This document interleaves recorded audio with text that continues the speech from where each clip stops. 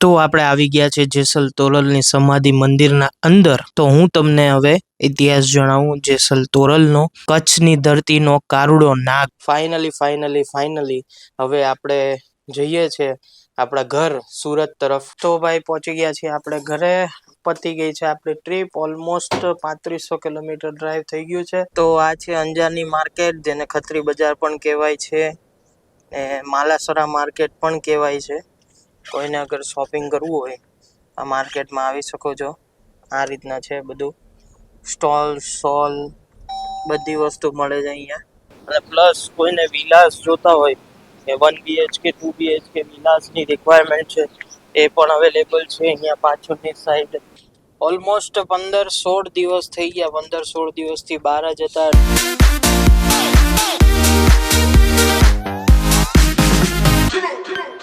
તો good morning, સુપ્રભાત, કેમ છો બધા? મજામાં હશો? વાગી ગયા છે 10, ઉઠી ગયા છે મસ્ત અને નીકળી ગયા છે આપણે આપણી પ્રોપર્ટી એક્સપ્લોર કરવા. પ્રોપર્ટી આપણે રોકાયેલા છીએ, એક્સપ્લોર કરીએ ને તમને પણ બતાવું. અને અત્યારે આપણે છીએ અંજારમાં. સ્વાગત છે તમારું દિવ્યાંગ આર્ય ટીવી અને એક નવા ગુજરાતી સફરનામામાં. તો મારી સાથે જોડાયેલા રહેજો. આ છે પ્રોપર્ટીનું એન્ટ્રન્સ, આ રીતના છે.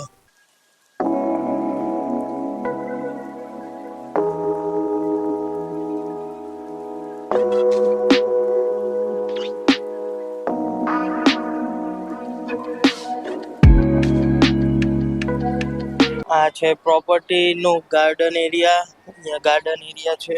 અને પ્લસ કોઈને વિલાસ જોતા હોય કે 1 BHK 2 BHK વિલાસની રિક્વાયરમેન્ટ છે, એ પણ અવેલેબલ છે અહીંયા પાછળની સાઈડ. આ બધા છે વિલાસ, પ્રોપર્ટીના જ વિલાસ છે. એમાં 1 BHK વિલાસ પણ છે, 2 BHK વિલાસ પણ છે. ત્યાં કન્સ્ટ્રક્શન વર્ક ચાલુ છે.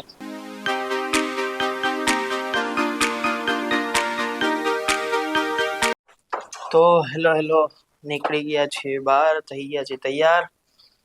બપોરના વાગ્યા છે 2 અને હવે જઈએ છીએ આપણે બહાર અંજાર સિટી ફરવા. પહેલા જાશું લંચ કરશું, પછી લંચ કરીને હવે નવી જગ્યાઓ એક્સપ્લોર કરીએ. તો આ છે લોબી.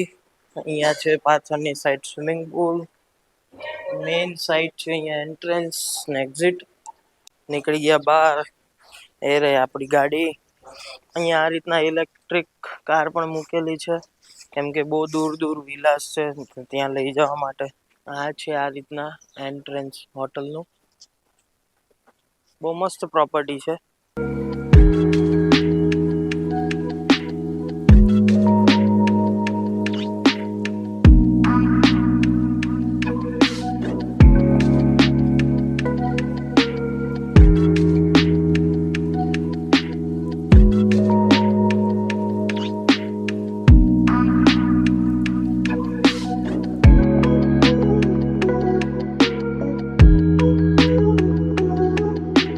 તો આપણે ભાઈ લંચ કરી લીધું છે. લંચ આપણે કર્યું અહીંયા કચ્છી માણી કરીને રેસ્ટોરન્ટ છે. બહુ મસ્ત છે, બહુ મસ્ત. ગુજરાતી તમારે ખાવું હોય, પંજાબી ખાવું હોય કે ફાસ્ટ ફૂડ ખાવું હોય, કંઈ પણ ખાવું હોય, ગુજરાતી તો બહુ જ મસ્ત ટેસ્ટી હતું, એકદમ આપણા ઘર જેવું. કોઈ પણ અહીંયા અંજાર સાઈડ આવે અને ઈચ્છા ધરાવતું હોય લંચ કે ડિનરની, આ જોઈ શકો છો પોસ્ટર એમનો, કચ્છી માણી. અત્યારે આપણે જઈએ છીએ અંજારની માર્કેટ એક્સપ્લોર કરવા. પછી આપણે જાશું જેસલ તોરલની સમાધિ અહીંયા છે અંજારમાં, તો ત્યાં પણ જાશું. અને ત્યાંનું જે ઇતિહાસ છે અને ત્યાંની જે કહાની છે એ હું તમને ત્યાં જઈને કહીશ. તો અત્યારે આપણે જઈએ છીએ અંજારની માર્કેટ તરફ. તો આ છે અંજારની માર્કેટ, જેને ખત્રી બજાર પણ કહેવાય છે, માલાસરા માર્કેટ પણ કહેવાય છે. કોઈને અગર શોપિંગ કરવું હોય આ માર્કેટમાં આવી શકો છો. આ રીતના છે બધું, સ્ટોલ બધી વસ્તુ મળે છે અહીંયા. તો આપણે પહોંચી ગયા છે જેસલ તોરલની સમાધિ તરફ. તો પહોંચી ગયા છે આ જેસલ તોરલ સમાધિ. તો ગાડી કરી લઈએ પાર્ક, પછી જઈએ અંદર. તો આપણે આવી ગયા છે જેસલ તોરલની સમાધિ મંદિરના અંદર. તો હું તમને હવે ઇતિહાસ જણાવું જેસલ તોરલનો. જેસલ જાડેજા, જેનો જન્મ થયો હતો 14મી સદીની આસપાસ, અને એમના પિતાનું નામ ચંદુજી જાડેજા હતું. અને એ ટાઈમે ગરાસમાં મતલબ પ્રોપર્ટીના લીધે કઈ ઇસ્યુના લીધે એ બારવટીયો બન્યો હતો. બારવટીયો મતલબ કે ડાકુ. કચ્છમાં આખું કચ્છ એનાથી ગભરાતું હતું અને કચ્છમાં એના માટે એક સ્લોગન પણ બનવામાં આવેલો હતો કે કચ્છની ધરતીનો કારુડો નાગ એ છે જેસલ જાડેજા. અને સૌરાષ્ટ્રમાં એ ટાઈમે તોરી નામની ઘોડી બહુ વખણાતી હતી અને બહુ નામચીન ઘોડી હતી. એ હતી સંત સાસ્ત્યા કાઠીને ત્યાં, અને એને વિચાર્યું કે આ ઘોડી જે તોરી ઘોડી છે એને મારે ગમે એમ કરી અને લૂંટીને લાવવી છે મારી પાસે. જેસલનું પૂરેપૂરું ધ્યાન એ ઘોડી ઉપર જ હતું અને એના માટે એ પહોંચી ગયો સૌરાષ્ટ્ર સંત શાસ્ત્રીય કાઠીને ત્યાં. ત્યારે રાતના ભજન મંડળી ચાલુ હતી એ ટાઈમે, અને ત્યાં મંડળી અને ભજન ચાલુ હતો તો એને વિચાર્યું કે આજ સારો સમય છે કે આ ઘોડીને મારે લૂંટીને લઈ જવા માટે. તો એ ઘોડી પાસે જેમ તેમ થઈને ગયો, કોઈનું ધ્યાન ના પડે એ રીતના. પછી જેવો ઘોડી પાસે ગયો તો ઘોડીએ જેમ તેમ કરીને ખીલો કાઢી લીધો એનો, ને આ વસ્તુ ઘોડીના રખેવાલે જોઈ લીધી. તો ઘોડીનો રખેવાલ જેવો ખીલો બાંધવા પાછો ઘોડી પાસે આવ્યો ત્યાં સુધીમાં જેસલ ત્યાં છુપાઈ ગયો હતો. ને જ્યારે રખેવાલે ઘોડીનો ખીલો જ્યારે ઘાસમાં ખોયડો ત્યારે એ ઘાસમાં જેસલ છુપાયેલા હતા, અને જ્યારે ખીલો ખોયડો તો એ જ જગ્યાએ જેસલનો હાથ હતો અને એ ખીલો જેસલના હાથથી આરપાર થઈ ગયો હતો. આટલું બધું થતા પણ જેસલે એક પણ બૂમ કે એક પણ મોઢામાંથી એક શબ્દ ના કાઢ્યો.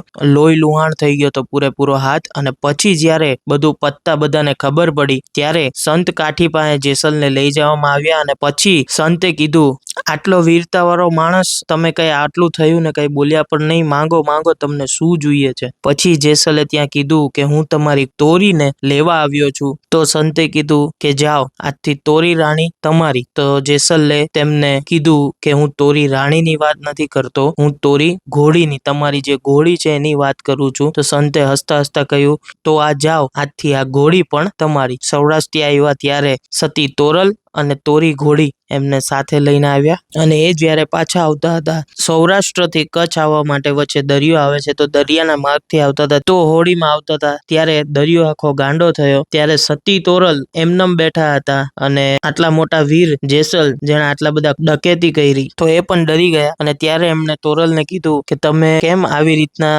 ભયજનક વગર તમે બેઠા છો. એના પછી જ્યારે સતીને કીધું કે તમને મોતની બીક નથી લાગતી, ત્યારે સતી તોરલે એવું કીધું કે ના, મને મોતની બીક નથી લાગતી અને હું તમને પણ નહીં ડૂબવા દઉં. બસ ખાલી તમારો પાપ ને જે પણ તમે જે કર્યું છે એકવાર સ્વીકારી લ્યો અને એનું પ્રાયશ્ચિત પણ કરી લ્યો, એટલે હું તમને નહીં ડૂબવા દઉં. અને આના માટે જ્યારે તોરલે કવિતા રૂપે એક શબ્દ પણ બોલાતા કે પાપ તારું પ્રકાશ જાડેજા, ધર્મ તારો સંભાળ રે, તારી બેડલીને બુડવા નહીં દઉં, તારી નાવડીને હું બુડવા નહીં દઉં.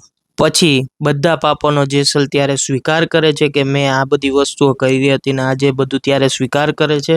એમને મનથી શુદ્ધિકરણ થઈ ગયું, એને બધા પાપ કરવાના છોડી દીધા અને ધર્મના માર્ગે ચાલ્યા અને બધાને ધર્મના માર્ગે લઈ ગયા. તો આ હતો અહીંયાનો ઇતિહાસ. તો હેલો, ગુડ મોર્નિંગ ગાઈસ, કેમ છો? મજામાં હશો? જય શ્રી કૃષ્ણ બધાને. હવે કાલનો વ્લોગ અહીંયા અટેચ કરી દઉં છું, કેમ કે કાલે ઘણી જગ્યાએ ગયા નથી. પછી અંજારમાં જેસલ તોરલને સમાધિ પછી અમે ગાંધીધામ ગયા હતા અમારા રિલેટિવ્સના ઘરે. ત્યાંથી પાછા અહીંયા હોટલ પર આવીને સૂઈ ગયા હતા રાતના ડિનર કરીને. હવે સવારે ઉઠી ગયા છે, અહીંયાથી છે આપણું ચેકઆઉટ, અને આ ફાઇનલી હવે આપણે જઈએ છે આપણા ઘર સુરત તરફ. તમને રૂમ ટૂર દેવાનો બાકી રહી ગયો તો રૂમ ટૂર આપી દઉં. થોડુંક મેસ્ટઅપ વધારે છે. આ રીતના બેડ, અહીંયા ટીવી,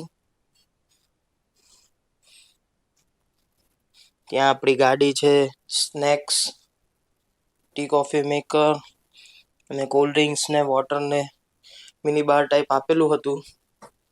આ છે આ રીતના વોશરૂમ.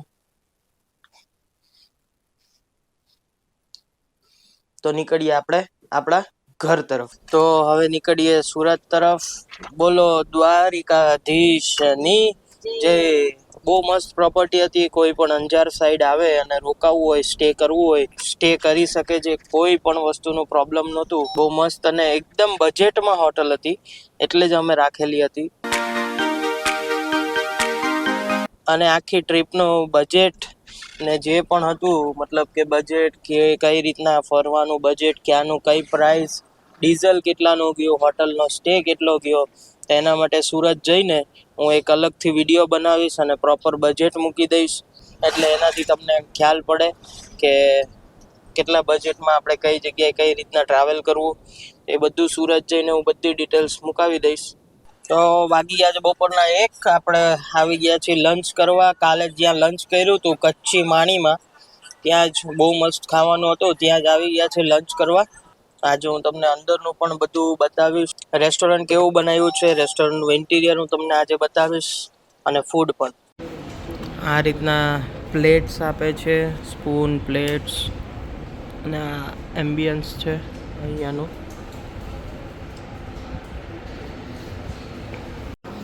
તો ભાઈ આવી ગયું છે જમવાનું. છાશ, રોટલી, ભીંડાનું શાક, ચૂરમાનું લાડવું. તો ચાલો લંચ કરી લઈએ અને વધીએ આગળ. તો ચાલો આપણે લંચ કરી લીધું છે, નીકળીએ સુરત બાજુ.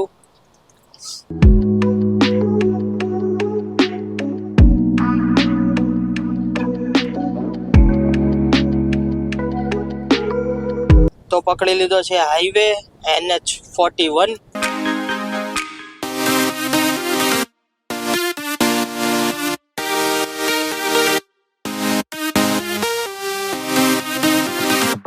તો આપણે અહીંયાથી ટર્ન મારવાનો છે લેફ્ટ સાઈડ, મોરબી પહેલા, મોરબીથી ઘણું પહેલા આપણે લેવાનો છે અત્યારે હળવદ વાળો રસ્તો. તો અહીંયાથી આપણે ડાયરેક્ટ હળવદ સુરેન્દ્રનગર થઈને ડાયરેક્ટ હાઈવે પર નીકળી જશું. એક અમદાવાદ વાળો રસ્તો પણ છે, પણ એ જરા લોંગ પડી જાય છે. તો ડાયરેક્ટ સુરેન્દ્રનગર, હળવદ, ધાંગધ્રા, સુરેન્દ્રનગર બહાર નીકળી અને પછી લીંબડી પાસે આપણે નીકળી જશું બહાર.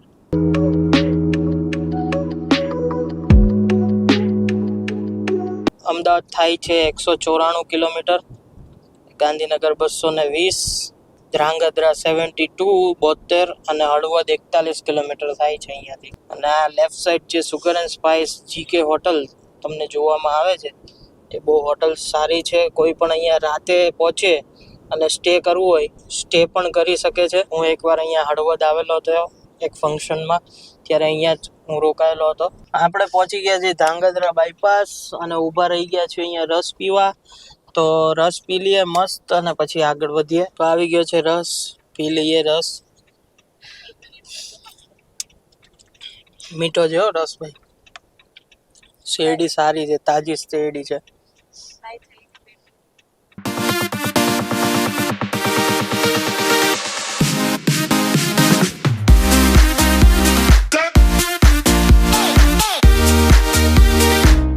તો આપણે પહોંચી ગયા છીએ બગોદરા. બસ હવે બગોદરાથી ટર્ન મારી લઈએ એટલે વારસદ વાળો હાઈવે આવી જશે, જેમાં આવશે વચ્ચે વટામણ ચોકડી, તારાપુર ચોકડી, બોરસદ અને પછી ડાયરેક્ટ આવશે વારસદ. નીકળશું આપણે ત્યાંથી, ટર્ન મારી લઈએ અહીંયા.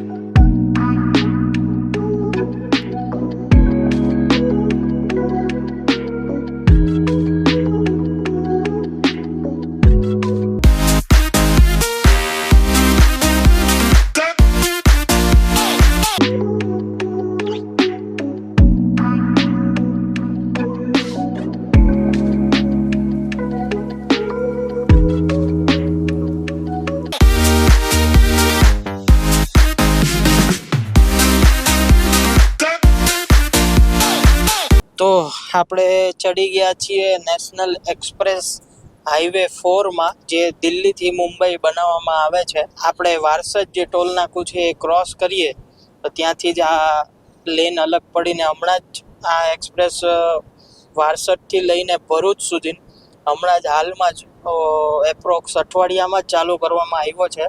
તો આપણે મેં કીધું ચાલો જતા જતા એ પણ બધાને બતાવીએ અને એક્સપ્લોર કરતા જઈએ કે કેવો છે રોડ. તો વારસદથી ભરૂચ એપ્રોક્સ 75-80 કિલોમીટર જેવું છે. એ આ રોડ બહુ જલ્દી કવર થઈ જાય છે, બહુ એટલો હજુ ટ્રાફિક નથી. અને કાર માટે સ્પીડ લિમિટ આપેલી છે 120ની, બસ માટે 100ની અને ટ્રકવાળા માટે 80ની. ટોટલ 4 લેન છે, એમાંથી 3 લેન એક કારવાળાની, એક બસવાળાની અને એક ટ્રકવાળાની. અને જે આ રાઈટ લેનમાં અત્યારે મેં લીધી એ છે ઓવરટેકિંગની લેન. એમાં ઓવરટેક કરીને પાછું આપણી લેનમાં આવી જવાય. બહુ બધા કેમેરા ફિટ કરી દીધા છે અહીંયા. જે કોઈ આવે તો સ્પીડ લિમિટમાં ચલાવજો ભાઈ, ધ્યાનથી ચલાવજો, નહીંતર ઘરે ફરફરિયું આવતા વાર નહીં લાગે. અને બહુ સરસ રોડ બનાવેલો છે. બસ ખાલી વચ્ચે વચ્ચે બમ્પી છે, ઊંચો નીચો રોડ છે, એટલે ગાડી ઉછળે છે ઘણી વાર. બાકી તો રોડ બહુ સારો બનાવેલો છે. વચ્ચે અમુક જગ્યાએ ઊંચો નીચો છે રોડ.